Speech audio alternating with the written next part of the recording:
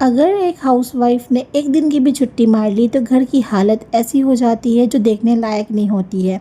इतने बुरे कंडीशन में हो जाता है घर, जो देखने में बुरा तो लगता ही है और साथ में उसी का जो काम है वो बढ़ जाता है। अस्सलाम वालेकुम everyone, welcome back to my YouTube channel. क्या हाल चाल है आप सभी के? उम्मीद है खैरियत से होंगे। अल्हम्दुलिल्लाह हम भी ठीक हैं। तो आज का व्लॉग में मैं आप लोगों को वेलकम करती हूँ और मैं आज यही सारी टिप्स आप सभी के साथ शेयर करूँगी। कुछ बेस्ट टाइम सेविंग हैबिट्स जिससे आप करके अपना काम आसान कर सकते हैं और काफ़ी ज़्यादा टाइम भी बचा सकते हैं। तो जहाँ बात किचन की है तो चलिए स्टार्ट करते हैं किचन से। तो जो सबसे इम्पॉर्टेंट होता है वो है मैनेजमेंट। फिर चाहे वो टाइम का मैनेजमेंट हो या फिर घर के कामों का मैनेजमेंट हो, हर चीज़ को मैनेज करके चलना पड़ता है। तो यहाँ पर मैं ना बास्केट में आलू, प्याज और लहसुन वगैरह को रख रही थी। एक दिन हो गए थे ये आकर के ऐसे ही शॉपर में पड़े हुए थे। मुझे टाइम नहीं मिला इसको रखने का और सच बोलूँ तो मुझे आलस भी आ रहा था। तो पूरे एक दिन मैंने घर का कोई भी काम नहीं किया और छुट्टी मार ली। उसके बाद मेरे घर की हालत जो आपने देखी है वह ऐसी ही थी। तो यहाँ पर फिर मैंने फटाफट से इस बास्केट के अंदर पेपर बिछाया और इसको रखना स्टार्ट किया। तो सबसे पहली टिप हमारी जो है वो यही है कि अगर जिस बास्केट में भी हम आलू या प्याज रखते हैं उसमें हम एक पेपर बिछा दें, सो डैट उसका जो भी छिलका वगैरह होता है या जो भी डस्ट होता है वो नीचे ना गिरे। जहाँ पर भी रखते हैं उसके नीचे ना गिरे। इससे जो है वो बहुत क्लीनलीनेस भी रहेगी और टाइडी भी लगेगा देखने में। फिर हमारा जो काम है और टाइम है वो भी बच जाएगा। अच्छा जी, तो अब आगे बढ़ने से पहले जो भी लोग मेरे चैनल पर नए आए हैं प्लीज़ मेरे चैनल को सब्सक्राइब कर दीजिएगा और इस वीडियो को एंड तक ज़रूर देखिएगा। और उम्मीद है आप लोगों के लिए वीडियो हेल्पफुल भी होगी। और जो लोग मुझसे पहले से कनेक्टेड हैं, मेरी छोटी सी यूट्यूब की फैमिली है, उन लोगों का बहुत बहुत शुक्रिया जिन्होंने यहाँ तक मेरा साथ दिया है। एंड उम्मीद है कि आगे भी ये साथ बरकरार रहेगा। घर को क्लीन और टाइडी रखना हमारे खुद के हाथ में होता है। अगर हम चीज़ों को टाइमली ठीक करते रहें, साफ़ सफाइयाँ टाइमली करते रहें तो फिर बहुत ज़्यादा दिक्कत नहीं होगी। लेकिन अगर हम एज़ इट इज़ छोड़ते चले जाएंगे तो एक के बाद एक चीज़ें जमा होती जाएंगी और काम भी जमा होता जाएगा। उसके बाद फिर हमें खुद भी करने का मन नहीं करेगा और देखने में भी ख़राब लगेगा। तो इसलिए टाइमली सारी चीज़ों को कर लेना है जिससे कि हमारा जो काम है वो बहुत आसान हो जाए, क्योंकि at the end of the day करना हमें खुद नहीं है। तो अब चलते हैं अपनी अगली टिप की तरफ और कभी ना ख़त्म होने वाले काम की तरफ, जो है बर्तन करना। ये बर्तन इतने ज़्यादा जूठे होते हैं, मतलब इतनी ज़्यादा बरकत होती है जूठे बर्तनों में कि कुछ समझ में नहीं आता। एक तरफ से इंसान धुलते जाता है, दूसरी तरफ से बर्तन गंदे होते जाते हैं। जब तक किचन के सारे बर्तन साफ़ नहीं हो जाते, किचन का सिंक क्लीन नहीं होता, तब तक तो कोई काम करने में दिल भी नहीं लगता है। तो यहाँ पे मैं सारे बर्तनों को साफ़ करने लगी थी। ऐसे तो मैं लंच के बर्तनों या ब्रेकफास्ट के मैं उसी वक्त धुल लिया करती हूँ, बट जो बर्तन रह जाते हैं ना उसको मैं रात के लिए रख देती हूँ। और डिनर के बाद तो मैं ज़रूर से सारे बर्तनों को वॉश कर लेती हूँ, क्योंकि मेरे पास कोई हेल्पर नहीं है। अगले दिन भी उठकर मुझे ही करना है। और सुबह उठने के बाद किचन में सिंक में गंदे बर्तन देखकर, जूठे बर्तन देखकर बिल्कुल अच्छा नहीं लगता। पूरा दिन ऐसा अजीब सा गुजरता है मेरा। तो मैं तो जितने भी बर्तन होते हैं डिनर के बाद मैं ज़रूर से उसको वॉश कर लिया करती हूँ और पूरे किचन की अच्छे से क्लीनिंग कर लेती हूँ। इसमें थोड़ा ही टाइम लगता है, बहुत ज़्यादा टाइम नहीं लगता है। 10 से 15 मिनट दे देते हैं रात में। अगर हम 10 से 15 मिनट दे देंगे ना तो फिर हमारा अगली सुबह का जो टाइम है वो बच जाएगा। और वैसे भी सुबह उठ के ब्रेकफास्ट और ये सारी चीज़ों में उलझे हुए रहते हैं और उस बीच में ये सारे गंदे बर्तन भी दिखते हैं तो बिल्कुल भी अच्छा नहीं लगता है और हमारा जो काम का बोझ है वो भी बढ़ जाता है, बल्कि दोगुने बर्तन हो जाते हैं। इसलिए मैं ना टाइमली बर्तनों को वॉश कर लिया करती हूँ। अब जब बर्तन साफ़ हो जाते हैं उसके बाद मैं चूल्हे को क्लीन कर लेती हूँ। इसको क्लीन करने के लिए मैं कोई भी डिश वॉश लिक्विड ले लेती हूँ और उसमें स्पॉन्ज से अच्छे से क्लीन कर लेती हूँ। इसको क्लीन करने के लिए मैं एज सच कोई भी क्लीनर का इस्तेमाल नहीं करती हूँ, जो मेरे पास होता है अवेलेबल उसी से क्लीन करती हूँ। उसके बाद फिर मैं एक अच्छा सा किचन टॉवल लेती हूँ, उसके बाद उससे मैं उसको पोंछ लेती हूँ। तो इससे क्या होता है, काफ़ी ज़्यादा शाइनी एंड क्लीन हो जाता है जो भी ये हमारा चूल्हा होता है। उसके बाद फिर जो नीचे का काउंटर टॉप्स वगैरह होता है, इसके आसपास का एरिया जो होता है उसको भी मैं अच्छे से साफ़ कर लेती हूँ। रात में सोने से पहले ना मेरा ये काम है कि 15 से 20 मिनट जो है मैं अपने किचन को ज़रूर देती हूँ। और ये जो रात के 15-20 मिनट होते हैं ना वो हमारी अगली सुबह के आधे घंटे को बचा सकते हैं। तो इससे हमारा टाइम भी बच जाता है और साथ में हमारा जो किचन वगैरह है वो पूरा क्लीन भी हो जाता है। तो ये एक बहुत ही अच्छी हैबिट है जो हमें अपने अंदर ज़रूर डेवलप करनी चाहिए। जिनके घर हेल्पर आते हैं बर्तन वगैरह वॉश करने, उनका तो चलो कोई दिक्कत नहीं है उनको, लेकिन फिर भी वो भी ये काम करते हैं। यूजुअली क्या करते हैं, किचन का जो ये सारे जो मेस होते हैं काउंटर टॉप के ऊपर, चूल्हे वगैरह वो खुद से साफ़ कर लेते हैं। हाँ, बर्तन वगैरह जो होते हैं वो उनको साइड लगा कर रख देते हैं सो दैट हेल्पर आकर के धुल दे। और इसी के साथ अब अपनी नेक्स्ट टिप की तरफ चलते हैं। तो कुकिंग करते वक्त जो सामने वाला जो वॉल होता है, टाइल्स होती है ना, उस पे ना ऑयल के छींटे वगैरह, मसालों के छींटे पड़ जाते हैं, जिससे वो अजीब सा फिर बाद में ना चिपचिपा सा हो जाता है। तो इसको ना अगर हम खाना बनाने की कुकिंग के फ़ौरन बाद ही क्लीन कर लेंगे जब किचन साफ़ करते हैं, तो इससे बहुत ज़्यादा साफ़ हो जाएगा और डीप क्लीनिंग से हम बच जाते हैं।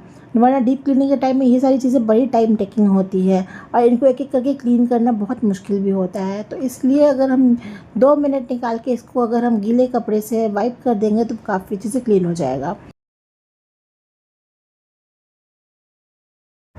सो किचन तो क्लीन हो गया है, अब चलते हैं अपनी नेक्स्ट टिप की तरफ। तो जब हम रोटियां बना रहे होते हैं ना, उस टाइम पे ना सूखा आटा जो होता है वो काफ़ी ज़्यादा गिर जाता है काउंटर टॉप पर, और रोटी बनाने के बाद ये एक ज़्यादा भारी काम हो जाता है हमारे लिए।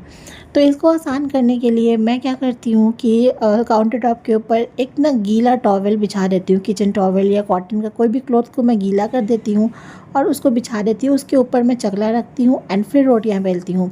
इससे जितना भी जो सूखा आटा होता है वो कपड़े के ऊपर गिरता है और आसपास में थोड़ा बहुत जो गिरता है फिर वो हम आसानी से साफ़ कर लेते हैं। अगर हम नहीं बिछाते हैं ना तो फिर आसपास बहुत ज़्यादा मैस हो जाता है और फिर क्लीन करने में भी टाइम लगता है।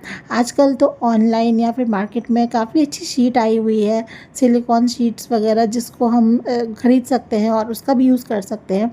बट मेरे पास वो नहीं है तो मैं इस तरह से करती हूँ और इसके बाद बस एक बार वाइप करो और ये पूरी तरह से क्लीन हो जाता है। तो ये एक बहुत अच्छा टिप है जिससे कि हम अपने किचन को क्लीन रख सकते हैं। सभी के किचन में कुछ ना कुछ इलेक्ट्रॉनिक अप्लायंसेस ज़रूर होते हैं जिनकी सफाई बहुत ज़्यादा ज़रूरी होती है, और वो सारी चीज़ें ऐसी होती है जो हम इग्नोर करने लगते हैं और फिर धीरे धीरे वो काफ़ी ज़्यादा गंदा हो जाता है। इग्नोर नहीं भी करते हैं तो वो कम यूज़ आता है ना, तो कम यूज़ में फिर हम उस पर ध्यान ही नहीं दे पाते हैं। तो जितने भी हमारे पास अप्लायंसेस होते हैं ना, उनको अगर हम हर दूसरे दिन तीसरे दिन बस एक नॉर्मल कपड़ा लेकर पोंछ देंगे तो फिर वो अच्छे से साफ़ सुथरा दिखेगा और फिर उस पे इतनी ज़्यादा गंदगी बैठेगी भी नहीं। वरना जब कुकिंग करते हैं तो आसपास की चीज़ों पे बहुत ज़्यादा चिपचिपाहट सी आ जाती है।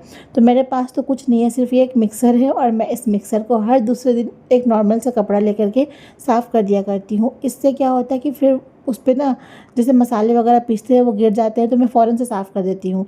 इससे उस पे कोई भी चीज़ें चिपकती नहीं है, जमती नहीं है और वो गंदा नहीं होता है। सोने से पहले किचन के सिंक के जो आसपास का एरिया होता है उसको अच्छी तरह से क्लीन कर देना चाहिए। इससे क्या होता है, कुछ भी ऐसे जूठा, जैसे बर्तन धोते हैं तो आसपास में ना जूठा जूठा कुछ कुछ ऐसा रह जाता है, तो वो फिर बहुत ही अजीब से स्मेल करने लगता है। तो उस एक तो वो नहीं रहेगा और गंदी सी स्मेल भी नहीं आएगी, कुछ भी चीज़ों की गंदी सी स्मेल नहीं आएगी। और यहाँ पर जो भी जैसे जिसमें मैं डिश वॉश लिक्विड वगैरह रखती हूँ उसको भी मैं वॉश कर देती हूँ, और जो स्पॉन्ज वगैरह होता है उसको अच्छे से वॉश करके मैं सूखने के लिए रख देती हूँ, क्योंकि जब वो सूख जाता है ना तो फिर नेक्स्ट डे काफ़ी अच्छा रहता है उसमें, वरना गीले गीले में अजीब सी स्मेल आ जाती है। तो सोने से पहले मेरा जो पूरा किचन है वो इस तरह से अच्छे से कम्प्लीटली क्लीन हो जाता है और हर चीज़ को मैं अपनी अपनी जगह पर रख देती हूँ और फिर मैं एकदम सुकून से सो जाती हूँ। उसके बाद फिर मुझे कोई भी टेंशन नहीं रहती है कि हाँ अगले दिन उठ करके पहले किचन की सफाई करनी है फिर कोई दूसरा काम करना है, तो पूरा मेस जो है वो क्लियर हो जाता है। So here my next tip is bedroom cleaning. Bedroom एक ऐसी जगह है जहाँ हमारा सबसे कम वक्त गुजरता है और इसको ही हम बहुत ज़्यादा इग्नोर भी कर देते हैं। हम उठते हैं और सीधे निकल के बाहर चले जाते हैं, लाइक किचन में या फिर लिविंग एरिया में मोस्ट ऑफ द टाइम हमारा गुजर जाता है। तो अगर हम उठते के साथ ही अपने बेड को क्लीन कर लेते हैं, क्योंकि रात में जब सोते हैं ना तो ऑब्वियस है इस पर शिकन आ जाती है, तो उठते के साथ ही अगर हम जो ओढ़ने वाली चीज़ें होती हैं, ब्लैंकेट्स होते हैं, बेडशीट होते हैं, इनको हम तय लगा लें और अपनी बेडशीट को एकदम प्लेन कर ले, अच्छे से साफ़ सुथरा कर ले, तो वैसे तो आधा काम वैसे ही ख़त्म हो जाता है।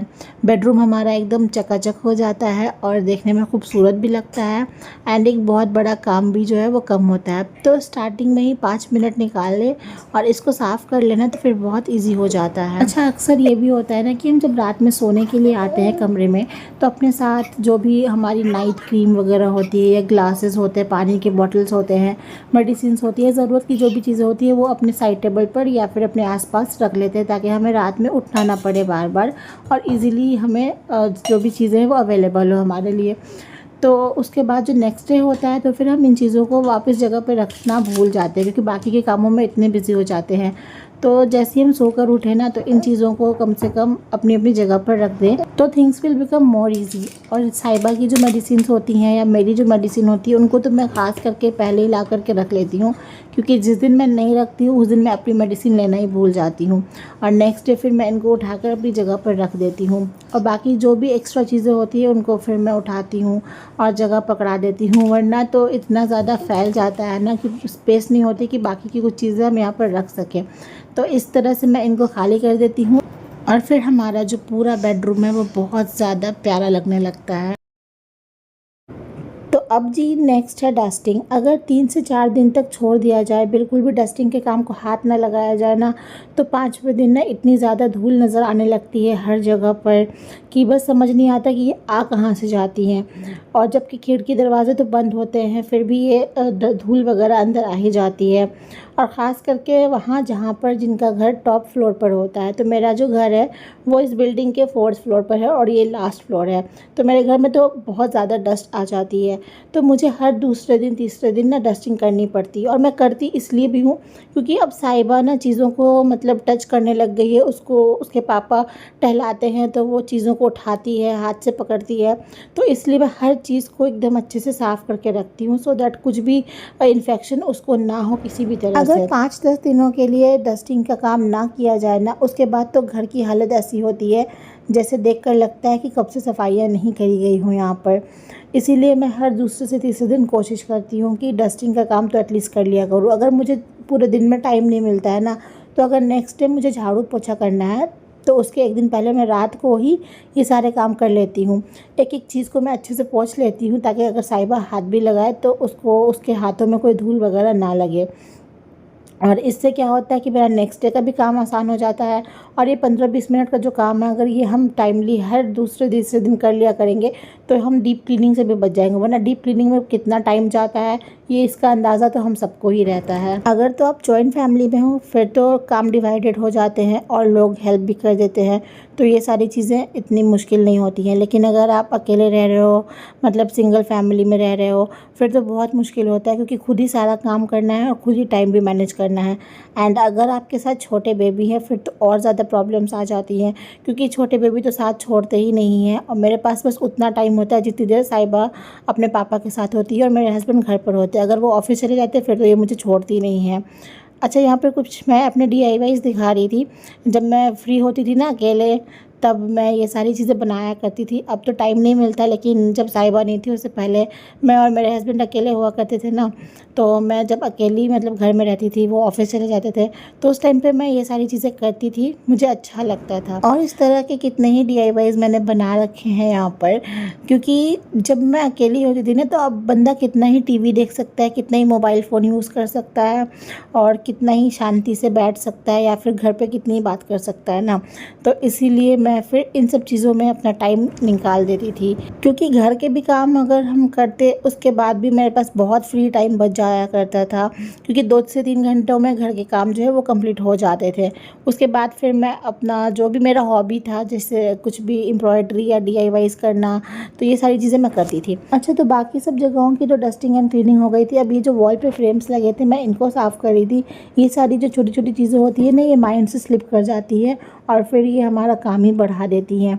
तो मैं हर दूसरे से तीसरे दिन, नहीं भी तो 4 दिन के बाद, तो मैं इनको साफ़ कर ही देती हूँ। 10 से 15 मिनट का टाइम लगता है और ये सारी चीज़ें एकदम से चमचमा जाती हैं। बस एक हाथ मारना है, एक कपड़ा लेकर के और पूरा अच्छे से साफ़ कर देना है।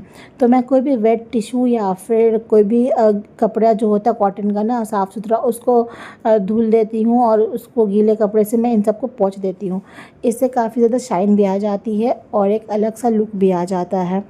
अगर हम घर से बाहर जाते हैं और काफ़ी देर के बाद थक कर वापस आते हैं तो हमें कैसा लगेगा कि अगर हमारा घर एकदम बिखरा पड़ा हो, एकदम अजीब सा लगता है, एकदम गुस्सा भी आता है और बिल्कुल भी उस घर में रुकने का दिल नहीं चाहता है। लेकिन अगर वही हम वापस आकर के देखें हमारा घर एकदम साफ़ सुथरा है, एकदम क्लीन एंड टाइडी है, फिर तो कितना अच्छा लगता है, एकदम सुकून आ जाता है घर वापस आके। ये सब काम बहुत ज़्यादा मुश्किल भी नहीं होता है, लेकिन अगर हम सोच लें कि अरे भाई इतना ज़्यादा काम है, इतना सारा काम है, इतना मुश्किल है, फिर तो ये हमारे लिए पहाड़ जैसा मुश्किल लगता है। लेकिन अगर हम दिन भर में 10-15 मिनट भी निकाल के ये सारी चीज़ें कर लें फिर तो कोई मुश्किल नहीं है। अच्छा, अब मेरी जो नेक्स्ट टिप है वो है इन स्विच बोर्ड्स को लेकर के। तो ये काफ़ी ज़्यादा गंदे हो जाते हैं अगर हम इनको साफ़ ना करते रहे तो इनको साफ़ करने के लिए मैं ना नॉर्मल जो टिश्यू होता है ना, जो वेट भी नहीं होता, नॉर्मल टिश्यू जो आते हैं उनसे मैं इनकी क्लीनिंग कर देती हूँ, क्योंकि बहुत ज़्यादा डस्ट मैं इस पे पड़ने नहीं देती हूँ। तो आज के लिए इतना ही। अब मिलती हूँ नए व्लॉग में, और आप लोग मुझे कमेंट सेक्शन में ज़रूर बताना कि मैं रमज़ान प्रिपरेशंस पे वीडियो बनाऊँ या नहीं। तब तक के लिए अल्लाह हाफ़िज़।